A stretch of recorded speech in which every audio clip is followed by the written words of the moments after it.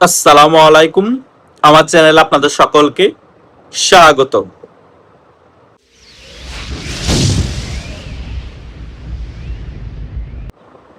5 August Sheikh হাসিনার বক্তব্যকে ঘিরে সেদিন একটি মজার ঘটনা ঘটে গিয়েছে এবং বাংলাদেশের বর্তমান প্রধানমন্ত্রী তারেক জিয়া এমন একটি ঘটনা ঘটিয়ে দিয়েছে, সে র্যাশ এখনো বাংলাদেশে কাটেনি। বাংলাদেশের মানুষ কেউ হাসতেছে, কেউ ব্যাপারটাকে নর্মাল হিসেবে নিচ্ছে। ঘটনাটা কি আপনারা সকলে অবগত আছেন, আমি তারপরও বিষয়টা আপনাদের মাঝে তুলে ধরছি। আপনারা বিষয়টা শোনার পরে আরো অনেক বেশি মজা পাবেন এবং আরো কিছু গুরুত্বপূর্ণ সেই বিষয়ের পর আমি এই ভিডিওতে আলোচনা করব। সেই বিষয়গুলো আপনারা মনোযোগ দিয়ে শুনবেন এবং ভিডিও শেষ পর্যন্ত দেখবেন। প্রথমত, 5 আগস্টের আগে থেকে সারা বাংলাদেশ জুড়ে বর্তমান বিএনপি সরকার প্রচার প্রচারণা করেছে বাংলাদেশের কোনো জনগণ শেখ হাসিনার এই বক্তব্য শুনবেন না এবং বাংলাদেশের কোনো মিডিয়া শেখ হাসিনার 5 আগস্টের বক্তব্য প্রচার করবেন না। যদি বাংলাদেশের কোনো মিডিয়া শেখ হাসিনার বক্তব্য প্রচার করে তাহলে সেই মিডিয়ার বিরুদ্ধে ব্যবস্থা নিবে, একেবারেই সরকারের পক্ষ থেকে ক্লিয়ারলি বলে দেওয়া হয়েছিল। তারেক জিয়ার তথ্য উপদেষ্টা ডাক্তার জাহেদুর রহমান তিনি এই বিষয়টা ক্লিয়ার করেন, কিন্তু আমরা দেখতে পেয়েছি কি 5 আগস্ট যখন শেখ হাসিনা বক্তব্য দিতে আসলেন, সবার আগেই সেখানে বাংলাদেশের বর্তমান প্রধানমন্ত্রী তারেক জিয়া লাইভটাতে উপস্থিত হয়ে বসে আছেন। শুধু তারেক জিয়া নয়, সোহেল তাস, আরো যারা অ্যান্টি আওয়ামী লীগের নতুন করে তৈরি হয়েছে তাদের মধ্যে অনেকেই শেখ হাসিনা সেই লাইভ বক্তব্যটি দেখছিল। আমরা তখন একেবারেই লাইভে দেখতে পাচ্ছিলাম। তার মানে কি বুঝতে পেরেছেন?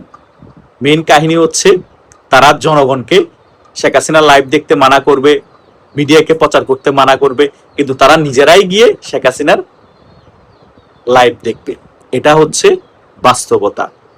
সেদিন যদি এই ঘটনাগুলো না ঘটতো তাহলে কিন্তু বাংলাদেশের জনগণ বুঝতে পারতো না তারা কত বড় বাটপারি করে বাংলাদেশের জনগণের সাথে। তারা নিজেরা সকল কিছু করবে, তারা নিজেরা সকল অপরাধ করবে, কিন্তু দোষ শুধু জনগণের হবে। এটাই হচ্ছে বাস্তবতা। বর্তমানে এগুলোই চলতেছে। ক্ষমতা যার, রাজ্য তার। জনগণ কোনো কিছুই করতে পারবে না তাদের অর্ডারের বাইরে, কিন্তু তারা সকল কিছুই করবে তাদের মন মর্জি মতো। এটাই হচ্ছে রিয়েলিটি। আর সবচেয়ে মজার কাহিনী হচ্ছে শেখ হাসিনার 5 আগস্টের বক্তব্য সারা বিশ্বে প্রায় 5 কোটির উপরে মানুষ দেখেছে। বর্তমান বিএনপি সরকার এত কূটনীতিক বার্তা দিয়েও আন্তর্জাতিক মহলকে কোনো লাভ হয়নি। বাংলাদেশের মানুষকে শেখ হাসিনার লাইভ বক্তব্য শোনা থেকে বিরত রাখতে পারেনি, বরং তারাও বাধ্য হয়ে নিজেরাও দেখেছে যে শেখ হাসিনা কি বলে। এটাই হচ্ছে শেখের বেটির পাওয়ার। আমি সবসময় বলি না, শেখ হাসিনা নিজে শুধু ব্র্যান্ড না, তিনি বাংলাদেশের রাজনীতিতে ব্র্যান্ড তৈরি করেন। এটা একেবারেই 5 আগস্টের বক্তব্যে শেখ হাসিনা প্রমাণ করে দিয়েছে।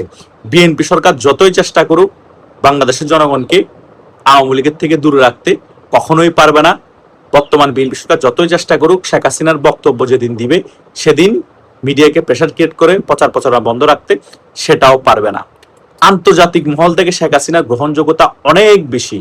হয়তোবা 5 আগস্ট মেটিকুলাস ডিজাইনের কারণে আমেরিকার সহায়তায় শেখ হাসিনার পতন হয়েছে।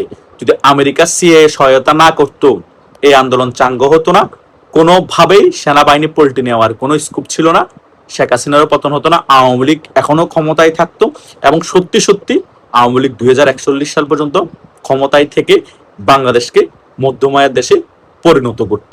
এটা হচ্ছে বাস্তব কথা।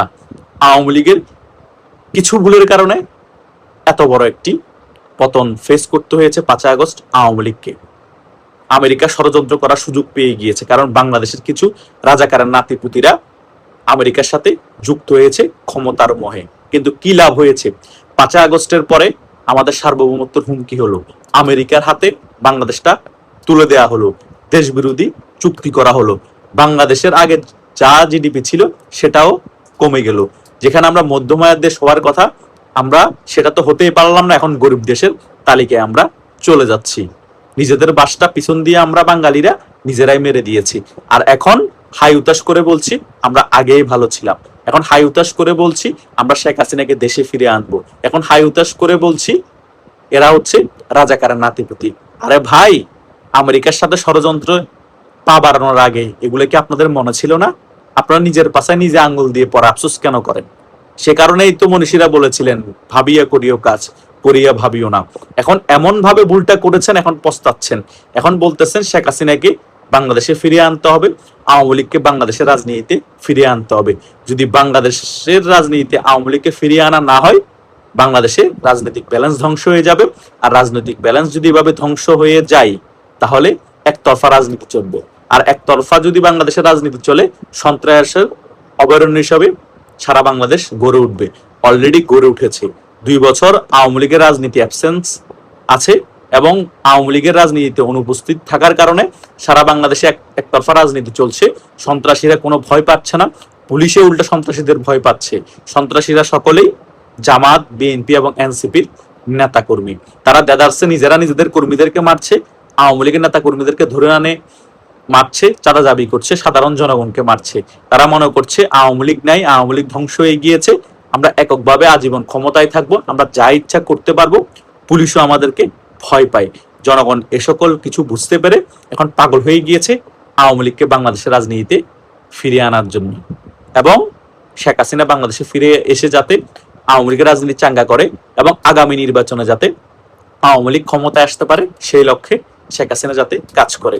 এখন আপনারা শুধু চাইলেই হবে না, আপনারা আওয়ামী লীগের নেতা কর্মীদের সাথে রাজপথে নামতে হবে শেখ হাসিনাকে ফিরিয়ে আনার জন্য এবং আওয়ামী লীগের রাজনীতি বাংলাদেশে আবার সচল করার জন্য। তা না হলে তারেক জিয়া আপনাদেরকে যে সকল কাজ করতে মানা করবে, সে সকল কাজ এই 5 আগস্টের ঘটনার মতো তিনি নিজেই করবে।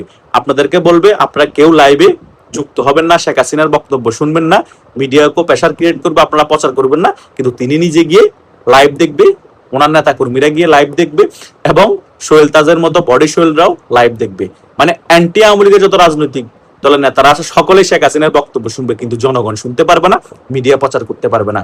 এগুলো হচ্ছে এক ধরনের মস্কারি জনগণের সাথে। তো এভাবেই করে সকল কিছুতেই বিএনপি, জামাত, এনসিপি 5 আগস্টের পরবর্তী সময় থেকে জনগণের সাথে মস্কারি করে আসছে। আওয়ামী লীগকে কোণঠাসা রেখে তারা বাংলাদেশে সন্ত্রাসী কর্মকাণ্ড করে যাবে, লুটপাট করবে, চাঁদাবাজি করবে, আপনারা কিছুই বলতে পারবেন না। আর শুধু আওয়ামী লীগ যখন আন্দোলন সংগ্রাম করে ফিরে আসার চেষ্টা করবে, তারা আওয়ামী লীগকে ট্যাগ লাগাবে, তারা গণহত্যাকারী, তারা লুটপাটকারী, তারা দেশের টাকা বিদেশে পাচার করেছে, এই সকল কথাবার্তা। কিন্তু তারা যে 2 বছরে আওয়ামী লীগের 15 বছরের শাসন আমলের থেকেও বেশি টাকা বিদেশে পাচার করেছে, খুন করছে, লুটপাট করছে, সে সকল বিষয় তারা নিজেরা ভুলে যাবে, মানে জনগণকে আইওয়াশ করার চেষ্টা করবে। আরে ভাই, বাংলাদেশের জনগণ এখন আর চোদু না। বাংলাদেশের জনগণ ইতিহাস এখন গুগলে সার্চ করলেই পেয়ে যায় যে 2001 থেকে 2006 সালের শাসন আমল কেমন ছিল। 64 জেলার মধ্যে 63 জেলায় বোমা হামলা হয়েছে, পরপর 5 বার দুর্নীতিতে এই বিএনপি সরকার চ্যাম্পিয়ন হয়েছে। তো সে 5 বছরের দুর্নীতির তুলনায় 15.5 বছরের শেখ হাসিনার দুর্নীতি তো কিছুই না। এখন আবার সেই তারেক জিয়ার হাতেই বাংলাদেশ। তো তারা কিভাবে দেশটা চালাবে, কিভাবে দুর্নীতিমুক্ত দেশ গড়বে, বাংলাদেশের জনগণ কি বুঝে না? বাংলাদেশের জনগণ কি বারবার চোদু হবে? বাংলাদেশের জনগণ হাতে কি মোবাইল নেই? বাংলাদেশের জনগণের হাতে কি ইন্টারনেট নেই? সকল কিছুই আছে। বাংলাদেশের জনগণ এখন সকল কিছু ইন্টারনেটের বদলতে সকল ইতিহাস ক্লিয়ারলি জানতে পারছে। সো তারেক জিয়ার এই হাস্যকর কাণ্ডর কারণে বিএনপির 12টা তারেক জিয়া নিজেই নিজের পায়ে কুড়াল মেরেই বুঝিয়ে দিয়েছে। এটাই হচ্ছে বাস্তবতা। আশা করছি আমি এই ভিডিওর আলোচনায় যে সকল বিষয়গুলো আপনাদেরকে বোঝানোর চেষ্টা করেছি, যারা প্রথম থেকে শেষ পর্যন্ত আমার এই ভিডিওটি দেখেছেন, তারা মোটামুটি সকল বিষয় ক্লিয়ার হয়ে গিয়েছেন। ধন্যবাদ সকলকে।